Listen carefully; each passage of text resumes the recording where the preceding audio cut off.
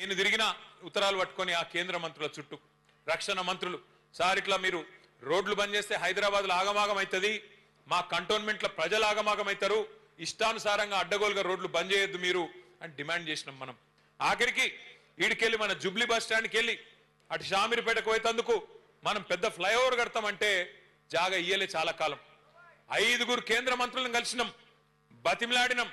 ఆఖరికి 2023 సంవత్సరంలో మనం మొత్తం పనంతా చేసినాక ఆఖరికి మన ప్రభుత్వం దిగిపోయినాక కాగితం వచ్చింది. ఏదో 100 ఎకరాలు ఇచ్చే కాగితం అప్పుడు వచ్చింది. కానీ మనం బాధపడలే, ప్రజలకు మంచి జరిగితే చాలు అనుకున్నాం తప్ప ఎన్నడూ వేరే తిరిగి ఆలోచించలే. అట్లాగే మీకు యాదికుండాలి, గతంలో బోర్డు ఎన్నికలు పెడతారని అప్పట్లో 2023లో ఒక వార్త వచ్చింది. బోర్డు ఎన్నికలు పెడతారు అని వార్త వస్తే ఆ రోజు కేంద్ర రక్షణ మంత్రి రాజ్నాథ్ సింగ్ గారికి నేను ప్రత్యేకంగా కలిసి ఉత్తరం ఇచ్చిన. సార్ ఈ కంటోన్మెంట్ లో, మా సికింద్రాబాద్ కంటోన్మెంట్ లో దాదాపు 35,000 మంది ఓటర్లు ఉన్నారు. వాళ్ళంతా డిఫెన్స్ ల్యాండ్స్ లో తెలుసో తెలియకనో ఇండ్లు కట్టుకున్నారు. వాళ్ళకు కూడా దయచేసి ఓటు హక్కు ఇవ్వండి అని చెప్పి ప్రత్యేకంగా వారి కోసం కూడా 35,000 మంది ఓటర్ల కోసం కంటోన్మెంట్ లో కొట్లాడిన పార్టీ మన గులాబీ దండు. ఇవాళ ఎందుకు ఎస్ఐఆర్ కింద ప్రాముఖ్యత, ఎందుకు ఎస్ఐఆర్ అంటే ఏంది, దాని గురించి మనం ఎందుకు ఆలోచన చేయాలి అంటే ఆ 35,000 మంది ఓటర్లు ఎవరైతే డిఫెన్స్ ల్యాండ్స్ లో ఉన్నారో, ఎవరైతే డిఫెన్స్ భూముల్లో తెలుసో తెలియకనో ఇల్లు కట్టుకున్నారో, గుడిసెలేసుకున్నారో వాళ్ళందరికీ రేపు ఓటు హక్కు కల్పించాలంటే ఆ బాధ్యత మీ మీదనే ఉంటది, బూత్ లెవెల్ ఏజెంట్ల మీదే ఉంటది. యుద్ధం చేయాలి అవసరమైతే. యుద్ధం అంటే కత్తులు కట్టర్లతో కాదు, యుద్ధం అంటే కత్తులు తీసుకొని పొడుచుకుని కాదు నేను చెప్పేది. యుద్ధం అంటే ఆర్గ్యూ చేయాలి, హక్కు కోసం కొట్లాడాలి, కోర్టుకు పోవాలి, అవసరమైతే నిలదీయాలి ప్రభుత్వాలను. వాళ్ళు మావోళ్ళు కాదా, వాళ్ళు భారతదేశ పౌరులు కాదా, వాళ్ళ కాడ పాస్పోర్ట్ లేదా, వాళ్ళ కాడ రేషన్ కార్డు లేదా, మరి ఓటు హక్కు ఎట్లియ మీరు అని యుద్ధం అట్లా చేయాలి. ఆ పని చేయాల్సిందే ఈ ఎస్ఐఆర్ కార్యక్రమంలో చేయాల్సి ఉంటుంది. అట్లాగే చాలా పనులు చేసుకున్నాం కంటోన్మెంట్ లో. తమ్ముడు చెప్పినట్టు క్రిషాంక్ డబుల్ బెడ్రూమ్ ఇల్లు కట్టుకున్నాం, మల్టీపర్పస్ ఫంక్షన్ హాల్ కట్టుకున్నాం. హైదరాబాద్ లో కరెంటు, మంచినీళ్లు ప్రజలు కోరుకునేటి గివే కదా. మోరీలు మంచిగా చేయాలి, పిల్లల కోసం సౌలత్ చేయాలి, ఈ పనులు చేసినాం. అందుకే మళ్ళీ గెలిపించింది. కానీ హైదరాబాద్ మొత్తం మనమే గెలిచినాం. ఇక్కడ ఒక్క సీటు కూడా కాంగ్రెస్ కు రాలే 2023లో. కానీ ఊర్లలో నమ్మిండ్రు, అన్ని గివే దొంగ మాటలు చెప్తే నమ్మిండ్రు. ఇవాళ రైతు డిస్కమ్ అనే అబద్ధాలు చెప్తున్నాడు కదా రేవంత్ రెడ్డి. అట్లాగే ఆ రోజు రైతుల గురించి 1 కాదు 2 కాదు 34 హామీలు ఇచ్చిండు. స్వయంగా రాహుల్ గాంధీని పట్టుకొచ్చిండు వరంగల్కు. పట్టుకొచ్చి కేసీఆర్ 10,000 ఇస్తే నేను 15,000 ఇస్తా ఎకరానికి. కేసీఆర్ గారు ₹1,00,000 రుణం మాఫీ చేస్తే నేను 2 లక్షలు చేస్తా. కేసీఆర్ 24 గంటల కరెంట్ ఇస్తే నేను 48 గంటలు ఇస్తా అని నమ్మబలికి రైతు డిక్లరేషన్ అని పెట్టి 34 హామీలు ఇచ్చి, ఎస్సీ ఎస్టీ డిక్లరేషన్ అని సపరేట్ గా పెట్టి, బీసీ డిక్లరేషన్ అని ఇంకో దిక్కు పెట్టి, యువజన డిక్లరేషన్ అని ఇంకో దిక్కు పెట్టి, మైనారిటీ డిక్లరేషన్ అని ఇంకో దిక్కు పెట్టి, మహిళా డిక్లరేషన్ అని ఇంకో దిక్కు పెట్టి మొత్తం చాట భారతం అంతా రాసిండ్రు వాళ్ళ మేనిఫెస్టో.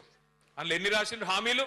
420 హామీలు ఇచ్చిండ్రు. 1 కాదు 2 కాదు 420 హామీలు ఇచ్చిండ్రు. 420 వాదా కరే ఆప్సే.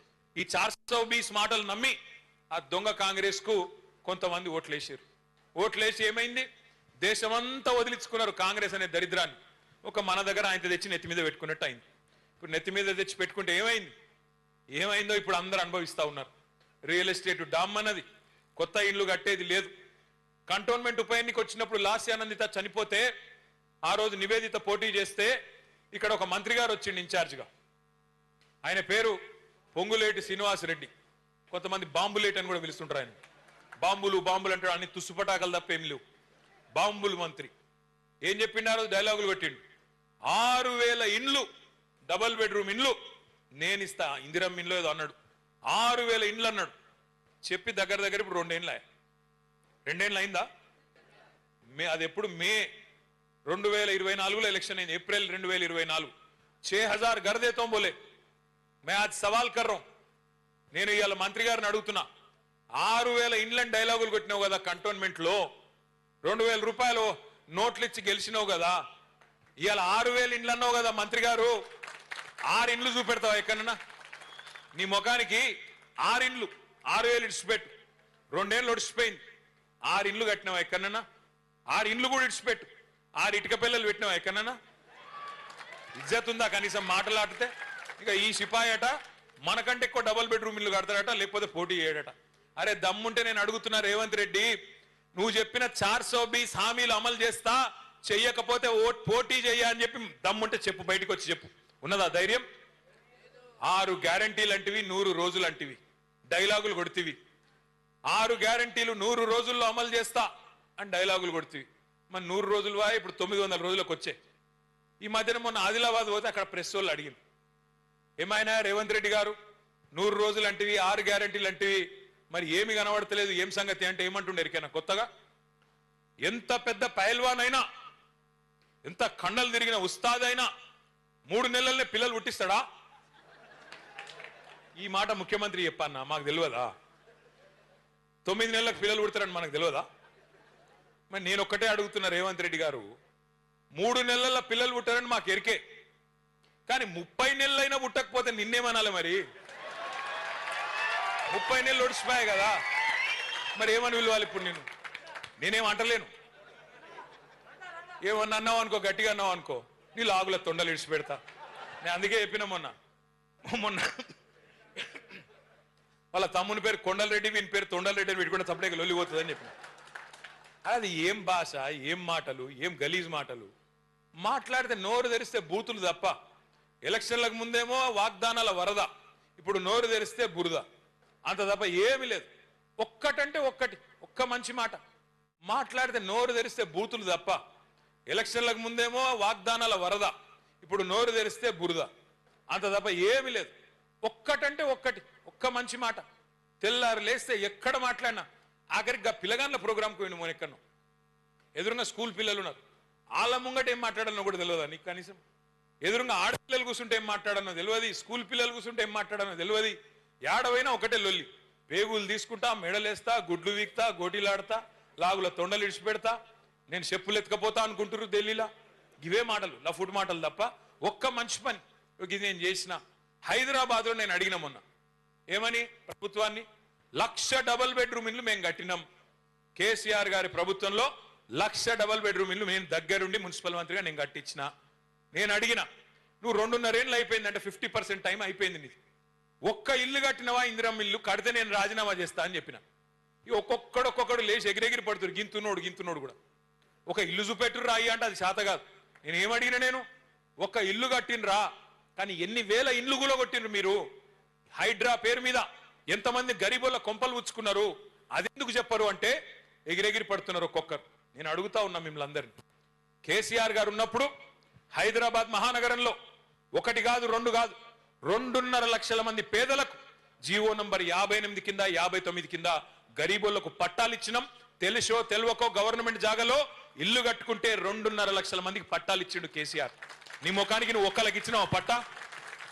ఒక్క పట్టా ఇచ్చినవా? ఒక్క ఇల్లు కట్టినవా? ఒక్క ఇటుక పెట్టినవా హైదరాబాద్లో? ఇలా మాట్లాడడానికన్నా సిగ్గుండాలి. ఏమనంటే జేబుల రిబ్బన్లు కట్ చేసేందుకు ఒక కత్తెర పెట్టుకొని తిరుగుతున్నాడు. మనం కట్టిన ఫ్లైఓవర్లు అక్కడ కట్ చేయాలి, మనం కట్టిన బిల్డింగ్లకు కట్ చేయాలి, మనం కట్టిన డబుల్ బెడ్రూమ్లకు 3 రంగులు ఉయ్యాలి, నేనే కట్టిన డైలాగులు కొట్టాలి, మనం ఇచ్చిన ఉద్యోగాలకు ఈయన పోయి కాయిదాలు ఇవ్వాలి. అంత తప్ప నువ్వు చేసింది ఏందా? ఏమన్నా మాట్లాడినావనుకో గట్టిగా, వెనకటికేవాడు అన్నాడట, ముఖం బాగా లేకపోతే అద్దం బల కొట్టుకుంటాడు. ముఖం బాగాలేక అద్దం బల కొట్టిండంట. అరే నీకు పరిపాలన చేత అయితే లేదు, నువ్వు చెప్పిన హామీలు అమలు చేయరా నాయన అంటే అప్పుల పాలు చేసిపోయింది కేసీఆర్. అప్పులైపోయింది, మొత్తం దివాలా తీసింది, ఐపీ పెట్టిన అని మాట్లాడతాడు. నేను అడుగుతా ఉన్నా రేవంత్ రెడ్డిని, సరే నువ్వు అన్నది నిజమే అనుకుందాం ఒక నిమిషానికి. కేసీఆర్ అప్పులు చేసిండు అంటున్నావు. ఏం చేసిండు కేసీఆర్ గారు అప్పులు చేసి? కేసీఆర్ గారు అప్పు చేసి 1,00,000 డబుల్ బెడ్రూమ్ ఇల్లు కట్టిండు హైదరాబాద్లో. కేసీఆర్ గారు అప్పు చేసిండు. అప్పు చేసి ఏం చేసిండు? రైతుల ఖాతాల్లో 73,000 కోట్ల రూపాయలు వేసిండు కేసీఆర్ రైతు బంధు రూపంలో. కేసీఆర్ అప్పు చేసిండు, 2 సార్లు రుణమాఫీ చేసిండు, 30,000 కోట్లు రైతుల ఖాతాల్లో వేసిండు. కేసీఆర్ అప్పు చేసిండు భయ్. 1,00,000 కోట్లు ఖర్చు పెట్టి, 1 కాదు 2 కాదు 1,00,000 కోట్లు ఖర్చు పెట్టి కేసీఆర్ గారు విద్యుత్ వ్యవస్థ మొత్తం చక్కగా చేసిండు. అందుకే 24 గంటల కరెంటును 65 ఏళ్లలో ఇయ్యలేని దాన్ని ఒక 6 నెలలనే చేసి చూపెట్టిండు కేసీఆర్. కేసీఆర్ అప్పు చేసిండు, ఇంటింటికి నల్లా పెట్టి నీళ్లు ఇచ్చిండు. హైదరాబాద్ లో 20,000 లీటర్లు ఉచితంగా ఇచ్చిండు. ఎస్ కేసీఆర్ అప్పు చేసిండు. మీ కాంగ్రెస్ గవర్నమెంట్ లో 5 మెడికల్ కాలేజీలు లేకుండా తెలంగాణలో కేసీఆర్ అప్పు చేసి 33 మెడికల్ కాలేజీలు కట్టి ఎస్సీ ఎస్టీ బీసీ మైనారిటీ పిల్లలకు డాక్టర్ అయ్యే అవకాశం కల్పించిండు. కేసీఆర్ అప్పు చేసిండు 33 నర్సింగ్ కాలేజీలు కట్టిండు. కేసీఆర్ అప్పు చేసిండు కాళేశ్వరం ప్రాజెక్టు కట్టిండు 45 లక్షల ఎకరాలకు నీళ్లు ఇచ్చిండు. పంజాబ్ను హర్యానాను దాటిపోయి తెలంగాణ ఇవాళ దేశానికి బువ్వ పెట్టే స్థాయికి వచ్చిందంటే కేసీఆర్ నడిచిండు కాబట్టి ప్రాజెక్టు. కేసీఆర్ అప్పు చేసిండు 45,000 చెరువులు బాగు చేసిండు మిషన్ కాకతీయాల. కేసీఆర్ అప్పు చేసిండు 15 లక్షల మంది ఆడపిల్లల పెళ్లిళ్ళు చేసిండు. కేసీఆర్ అప్పు చేసిండు 15 లక్షల మంది ఆడ కూతురులకు కేసీఆర్ కిట్లు ఇచ్చిండు. కేసీఆర్ అప్పు చేసిండు 200 పెన్షన్ 2,000 చేసిండు. నేను అడుగుతున్నా రేవంత్ రెడ్డి, నువ్వు వచ్చి 2.5 ఏళ్ళ 4 లక్షల కోట్ల అప్పు చేసినావు. ఎవరికి ఇచ్చినవా పైసలు? ఏ రైతుకి ఇచ్చినావు? ఏ గరీబోనికి ఇచ్చినావు? ఎక్కడ ఇండ్లు కట్టినావు? ఏం చేసినావు? మహిళలకు 2,500 ఇస్తా అన్నావు, ఇచ్చినవా? ముసలోళ్ళకు 4,000 పెన్షన్లు ఇస్తా అన్నావు, ఇచ్చినవా? పిల్లగాళ్ళకు 2 లక్షల ఉద్యోగాలు ఇస్తా అన్నావు, ఇచ్చినవా? 4,000 నిరుద్యోగ భృతి ఇస్తా అన్నాడు, ఇచ్చిండా? స్కూటీలు ఇస్తా అన్నాడు, ఇచ్చిండా? స్కూటీలు లేవు, లూటీ మాత్రం జోర్దార్ నడుస్తున్నది. రైతు బంధు లేదు, రాహుల్ బంధు మాత్రం మంచిగా నడుస్తున్నది. రాహుల్ ఖాతాలో మాత్రం టింగు టింగు అని పడుతున్నాయి, ఇక్కడ రైతుల ఖాతాల్లో మాత్రం ఏది లేదు. యూరియా ఇచ్చే ముఖం లేదు, యూరియా ఇచ్చే తెలివి లేదు ఈ సన్నాసికి. ఈయనంట రైతు డిస్కౌంట్ పెడతాడంట.